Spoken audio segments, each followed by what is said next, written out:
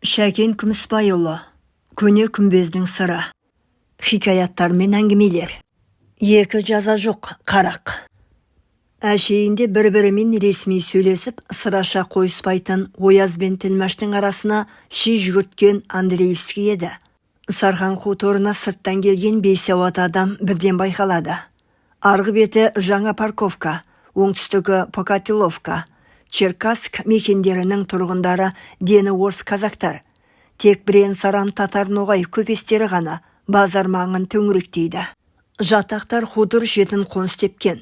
Прокурор Андреевскийдің бұл хуторға бас сұғатын жөні де бар. Әйелі Евдокия Ксенофонтовна осы хутордың ең бай помещигі Мазердің қызы. Губерния орталығынан шыққан бетте осында тізгін тартып, кезінде әскерде бірге болған Федоровты өзден шақыртып алған. Байға киргиздер қиын халық, батырына басиып үлкенінің бетіне келмеген намысқой ұлт. Әуелі ана Тілмәшіңді өзіне бұра тартады, деп әңгімені орағытып алыстан бастаған досы. Мен бұл тірлікті байқадым, деді Ояз Федоров досының бетіне аңтарыла қарап. Сен әлгенде анау киргиз аюды мақтаған кезде Араповтың бүркітше қомданғанын байқадың ба? Иә, солайды, қызық екен. Ал енді Иван Михайлович, сен мына қызыққа қара.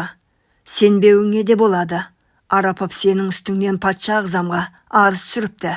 Міне, оқып шығыңыз. О, кәззап, өзің асыраған итің балтырыңды қапты деген осы екен-ау. Федор пенсинесін көзіне апарып, қос парақ қағазды асығыс оқи бастады. Солайды, тексеруші сен бе, Алексей Яковлевич? Деді хатты оқып болып, өңі қуарып кеткен Ояз. Әрине, мен, деді Андреевский мырсылдай күліп. Ал сен Араповты жазалайсың. Федоровтың жүзі жылына бастады. Бұл итке қандай жаза лайық, Алексей Яковлевич? Деді Ояз басын көтеріп алып. Бөлме үшін аз уақыт үнсіздік басты. Мен таптым, деді бір сәт Андреевский орнынан ұшып тұрып. Губернияның бас прокуроры имек мұрнының астындағы мұрты жыбырлап, қарсы беттегі стөлдің үстінде тұрған қоңыр портфельге қарай бүкшіңде жөнелді. Міне, ал Арапов қайда? Қазір шақыртайын ол итті. Әңгіме былай, деді Андреевский. Араповтың Ақпатшаға арызын алып келгендегі оның ойы қазақтарды тұқыртып алу екенін айтты. Патша да көнеді. Қарға қарғаның көзін шұқымайды. Ол итті көптің көзінше дарға ассақ, қалған қайманалары түсінен шошып оянары хақ. Бұл ойын Федоровқа досы анық білдірді. Ояз да құба құптың адам екен. Губернияның прокуроры сөзін сөйлеп отырса, ісін қуаттаса, басы ауырып бара ма? Оның үстіне Сарханның орыс казагы де Федоровтың оңай шағылатын жаңғақ емес екенін білсін деп түйген Ояз. Шай қайнатым уақыт өте кеңсеге Арапов кеп кірді. Андреевскийдің жанында отырған өз бастығын көрді. Сіз бара беріңіз, деді бөтен адам Федоровқа қатқылғана. Ол шығып кетті. Арапов мырза, сіз патша ағзамға хат жазған екенсіз, деп бастады сөзін Андреевский. Уез бастығына жазықсыз жала жауыпсыз. Сіз кім боласыз, деді орнынан тұрған Арапов. Губерния прокуроры Андреевский. Өз ісіме жауап бере аламын, прокурор мырза, деді Арапов. Дұрыс, маған патша ағзамның бұйрығымен сіздің мемлекет ісіне адалдығыңызды тексеру тапсырылған. Түсінбедім. Біреуге жала жабу үшін әр адам өз басына қарар болар. Мен не бүлдіріппін, деді Арапов сұрақ қойып. Көзіммен көріп, қолыммен ұстағанды жаздым. Оны тексереміз, деді Андреевский кекесін қалпын жазбай. Істің адалдығына алдыңызда отырған губерния прокурорына сеніңіз. Арапов қарсы алдындағы орындықта отырған орта бойлы мес қарын мұртты орысқа сүзіле қарады. Ояздың аузынан тастамайтын адал досы осы екен ғой. Енді не істедім, деп ішінен күбірледі. Арапов мырза, мен осы арыз жөнімен келіп отырмын. Ақ-қараны ажыратамыз. Айтпақшы, мәселені патша ағзамның әмірін орындаудан бастайық. Андреевский Араповқа сынай қарады. Әрине, прокурор мырза, мен әділдік туын ұстаған адамның құлымын. Дұрыс, деді Андреевский. Мына суреттегі адамды танисыз ба? Прокурор стол үстіндегі бір бума суреттердің бірін алып Араповқа ұсынды. Олы мәртебелі мырзам, патша ағзам ғой. Таниды екенсіз, өте жақсы. Ал енді бір мәселе. Мына 50 суретті қазақтар тұрған үйлерге ілуіңіз керек. Бұл сіздің патша ағзамға деген адалдығыңыз, деді Андреевский мырсылдай үн қатып. Арапов үнсіз қалды. Мәселе түсінікті, деді ішінен. Қос төбеттің маған құрған тұзағының түрін қара. Рахметіңіз, прокурор мырза. Мен Ояз Федоровтың үстінен қазақтарға жасаған қысым, зорлығын айтып патшаға хат жазғанмын. Сол туралы жауап бергім келеді, деді Арапов. Андреевский отырған орнынан тұрып кетті. Сіз, Арапов, оқыған адамсыз. Оязды кімнің сайлайтынын білесіз. Ол патша адамы. Ал оны қаралау үшін сіздің кім екеніңізді анықтау шартты жай. Сізге түсінікті шығар. Ертеңге дейін мұрсат беремін. Тексереміз, деді Андреевский нықтана сөйлеп. Тапсырмаңызды орындаудан бас тартамын. Жоғарыға шағынамын. Солай де, онда өз обалыңыз өзіңізге. Саяси сенімсіз адамсыз. Орныңыз түрме, деді Андреевский қатқыл үнмен. Қолындағы жез қоңырау сыңғырлап қоя берді. Есіктен кірген қарауылға. Мынаны қама, деді шаңқ етіп. Көзіңді құртайын иттің күшігі.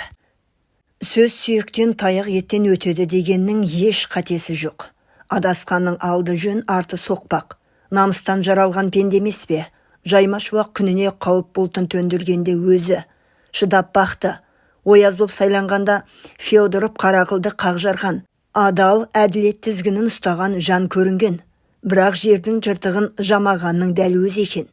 Бетіңе жымая қарап, түлкіше алдап, жетектеп апанға құлатқанда ғана ақырады екенсің. Шыдамайды-ау, шыдамайды. Қара көз қазақтарды жаутаңдатып апарып, қапасқа қамағанда, шімірікпейді-ау шіркіндер. Ал ағайынын алдиярдай сыйлайды. Жер үстінде тіршіліктің гөй-гөймен күн кешкен екі аяқты пендені, ақ-қарасын ажыратпай, құлқыны үшін құлата бергенге құдайдың да қарғысы тимейді екен. Бір құдай патша десек, оның да жайы белгілі болды. Қарғаның көзін қарға шықмайды. Кешеден бері бас аяғына қарамай оңдырмай сабады. Ояздың өзі кеп түрмеге бас сұққан нағыз жендеттің өзі екен. Ей, Киргиз, қаныңа тартқанның жазасы осы. Бит жегеннің тұқымы. Күпіңнен айырылып ең, тіріле бастадың. Тентіреген сволочь, деп ақырды Ояз. Арапов тайынған жоқ. Ұлы мәртебелім, мен туған топырағымда өлермін. Сіз қателесіп тұрсыз, деді. Дарғастырамын, сен итті, деп Федоров есікті тарс жауып. Шынында, Ояз Федоровтың сөзі расқа айналды. Жайлау төріне таңбозынан іліккен жалғыз жүргінші еш жерге аялдамай Байғазы ауылының мекенін іздеді. Мұсекем жол жүріп кетпесе екен, деп тіледі ішінен. Осыдан біраз бұрын Сархан түрмесіне жабылған інісі Тұрарбектің ел ағасы мүсәпірге айтқан сәлемін жеткізу үшін түнімен ат үстінде кірпік қақпады. Бұл Сұраубек еді. Әй бауырым-ай, қызыл көз пәлелермен шайқасып несі бар еді. Қым-қуыт ызғарлы заман, білегіне билік ілген шоқыншақтар ешкімді аямайды, деп ақылымды айтып ем. Енді қайттым, деді қабырғасы қайса күбірлеген ол. Інім оқыды, шоқыды, шенге ие болды деп, бөркін аспанға лақтырып, кеудесін соққылаған аз кем уақыт түкке тұрмайды екен-ау. Мені құтқару өте қиын. Бар қысасты Федоров пен Андреевский жасап отыр. Әділдік іздедім, Мұсекеңе хабарла, деп түрме күзеткен жалғыз қазақ бақ бергеннен айтқызыпты. Тек Мұсекең ауылда болса екен, ол кісі мойнын бұрар ма? Тіпті елген күнде ажалды қарға бүркітпен ойнайды, деп қанша бір батыр болса да шоқыншақ дөйлерге айтқанын орындата ала ма? Бірақ қазақтың қаны бар емес пе? Бірдеңе дер, үмітсіз шайтан. Пау дүнияй. Мүсәпір ұзақ ойланып отырып қалды. Шоқыншақпен жолдас болсаң, балтаң жаныңда болсын деген-ау. Әй Тұрарбек қарақ, деді ол басын төмен салған күйі күрсініп. Қазағым деп қате басқан қарағым-ай. Босағада мүсәпірге көз астымен ұрлана қарап отырған Сұраубек әлсін-әлсін қопаң етіп орнынан тұрып қайта отырды. Үйіңе қайт қарақ, бір жөні болар, жағдай қиын, деді мүсәпір Сұраубектің тірлігін байқап. Саптаяққа ас құйып, сабын сақша қылған заман. Мен де ертең жетермін. Мүсәпір Ояздың осында екенін білген соң Әліптің артын бақты. Бұл екі ортада мүсәпір Араповтан мені 2 күннен соң дарға асады деген екінші хабар алды. Сұраубектің де, мүсәпір жігіттерінің де ұнжырғасы түсіп, не істерін білмей дағдырып қалған сәтте батырдың: «Қарақ, тәуекел түбі жел қайық, өтерміз де кетерміз, бастарыңды көтеріңдер» деген қатқыл даусы естілді. «Бөрібек, жаныңа жігіт ертпей, түрме маңын шолып қайт. Қазір бізге үрей емес, батылдық керек». Базардың құбыла бетіндегі шаршаланға ала екеуімнен бастап жер қазылып ұзын бағана орнатыла бастады. Сауда жасаған көп үрейлене қарады. Бұл екі ортада ат мінген 2-3 жаршы кешкісін патша ағзамға қарсы шыққан үшін Араповтың дарға асылатынын хабарлап, хутор жұртының тегіс жиналуын талап етті. Мүсәпір дарағашы орнатылған алаңды алыстан шолып кеп, ешкімге көрінбей жігіттерден хабар күтіп, хутор шетіндегі жатақтардың үйінде жатты. Жаны мұрнының ұшына келген Сұраубек мүсәпірден бір елі қалмады. Жалғыз бауырының қайғысы 2-3 күнде шашына қартып, әжімін жиілетіп, еңсесін түсіріп ақ жіберген еді. Оның үстіне Бөрібектің Мұсекеу әкесінің құны қалғандай Тұрарбектің бір басын 4 орыс казак күзетіп тұр. Түрме маңына жарым қадам жақындау мүмкін емес, өңшең сарауыз асынғандар, деп келгені жұдырық үстіне жұдырық түйгендей әсер етті. «Бір нәрсе жасармыз», деді мүсәпір бір сәт. «Қаруларыңды дайындаңдар, саймасай болсын». Мүсәпірдің қатаң бұйрығының соңында не жатқанын кім білсін? Ойпырау, соқтығыс болып қалар ма екен? Ана мылтықтылар оңдыра ма? Барымтаға барғандағы қақсоқ тірлік емес. Мүсәпірдің әлі келеме? Ертеңгі күні Ояз өз күні үшін ел алдында масқара боп тым-тырыс жата ма?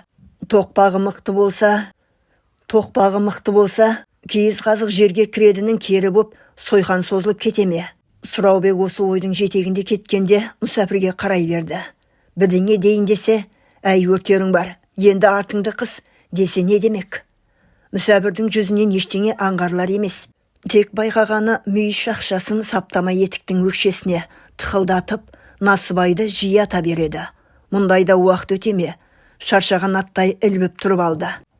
«Қарақ, кеттік» деген дауыстан селк етіп оянып, орнынан атып тұрып, сасып қалды. «Әй, пендешілік-ай, ұйқы жау, бауырың үшін бауырың езілгені осы ма? Ұйқыдан әкең өліп пе еді?» Сұраубек күбірлей жүріп, өзін-өзі оттан алып суға салды. Бір байқағаны 4 қадам аласа есіктен еңкейіп сыртқа шығып бара жатыр екен. Мүсекен ғой, ұят болдау, бөркін асығыс үсігіс киіп бүкшеңдей жөнелді. Әруақ, жақсылығыңа жаз. Түрі қандай сұсты еді сұмырайдың, деді ол ішінен күбірлеп дарағашына жақындап келгенде. Бұл иттерге адам өлтіру шыбын шаққанда емес-ау. Бір сәт хутордағы шіркеу қоңырауы қағылды. Базар маңы ығы-жығы адам. Құдай тағаланың өзіне де бұл сойқан белгілі болған ба, хутор аспанын әпсетте сұрғылт бұлт торлап алып, еңселеп алған. Дарағашының жанында бет аузын тұмшалаған екеу тұр. Сырттан көрген адам бірден тітіркенері анық. Қорғазындай зіл топта адамның еңсесін жерге қағып жіберердей тым-тырыс. Тек анда-санда ары шегін бері шегін деп әкіреңдеген қарауылдардың даусы естілді. Сұраубек сөзден қалған. Жанында жас, тамағына өксік тығылып тұр. Адамда тірідей асуды кім көрген? Бұл Сархан хуторының табалдырығын аттап, тұңғыш енген патша ағзамның Әзірейіл жазасының бір түрі болса керек. Орыс казактардың да, жатақтардың да зәресі ұшқан. Тілге келер емес. Емеуірмен сөйлеп, иек қақсады. «Әкеле жатыр», деді әлдекім дауыстап. Артынша шіркеу попы елді шоқындырды. Андреевский асығыңдар дегендей қарауылдарға иек қақты. Сосын үкімі оқылмады. Осы сәт қана Араповтың қырылдаған үні шықты. «Адамдар, бұлардың жасап отырғаны әділетсіздік. Мені сот алдына апарған жоқ». Ел ішінен әлдекімнің «Бұлары несі? Адам өмірі ойыншық емес қой» деген дауыс шықты да тынып қалды. Бұл екі ортада қарулы қолдар Тұрарбекті дарағашының астына дедектетіп алып барған. Сұраубек мүсәпірге қарай бұрылып еді, орнын сипап қалды. «Қазанатта мүсәпірде ізім қайым, енді не істедім?» деді ол күбірлеп. «Таратаяу, мыналардан кешірім сұрай салсаңшы, мүмкін босатар» деп дауыстап қалып еді. Тұрарбек естіді ме, естімеді ме белгісіз, жалынышты үн қаңғыбас қара шыбынның үніндей ыз етіп өшті. Бауырым, бауыр етім-ай! Қос қарауыл арапыпты орындықтың үстіне шығарып, тұзақты мойнына ілгенде, ел ішінен әйелдердің шыңғырып жібергендері естілді. Елдің дені көздерін тарс жұмып алған. Кенет әлдене салдыр ете қалды. Қарауылдың бірі тұтқының орындығын теуіп жіберіпті. Осы салдырмен бірге имек қылыш жасындай жарқ етті де, үйдей қазанат мінген еңгезердей адам арапыпты ерен қимылмен тұзақталған денесін ат алдына өңгеріп алды. Бұл не бассыздық? Деді әрі таңдана, әрі алты құлаш ат мінген алпамсадай бет аузын тұмшалып алған адамның мысы басқан прокурор. Бәсе, не бастық? Деді отты жанарын Андреевскийге қадап. Дарға астың, екі асу жоқ, Құдай мені құтқаруға жіберген. Осқырып тұрған ат бастаған 40-тан аса адам Хутор көшесін жара жөнелгенде, қаптап тұрған мылтықтылар да, Ояз бен прокурор да аузын ашпады. Әлде қорыққаны, әлде сасып қалғаны белгісіз. Елде жұмған аузын ашар емес, тым-тырыс. Тек аттылар ұзай бере, өктеп демалғандар да, басын шайқағандар да кездесті. «Кто за кайсак?» деді Андреевский есін жиып. Жауап орнына Ояз көзін ашып жұмып басын шайқады. Осы мүсәпір емес пе екен деген ой көлбеңдей берді. «Опять он» деп күбірлеген болды. «Что нам делать, уездной правитель?» деген досына. «Они туземцы, непонятно мне все это» деп ыржиған болды. Қаба сақалды дөң мұрын қарт әңгімесін тәмамдады. «Әй жігіттер-ай, мына күмбездің есі сол мүсекең, мүсәпір батыр. Қазақтан ерде ақылды да туған. Әттең сол туралы шежіре айтар көне көздер сиреп кетті. Бұл адам менің бабам. Ел ішінде ол туралы талай әңгімелер бар. Ұры деп танитындар да кездеседі. Батырдың ісіне қарап, қалай ғана бас емессің, бата оқымассың. Ұрпаққа үлгі, балаға өнеге жандар көп. Сәлден соң жолға шықтық. Серігім ой тұңғиығына еніп кеткен. Артыма қарадым. Алыста қарауытып батыр зираты көрінеді. Күмбез бүкіл өңірге тіл қатып жатқандай. Әңгіменің соңы.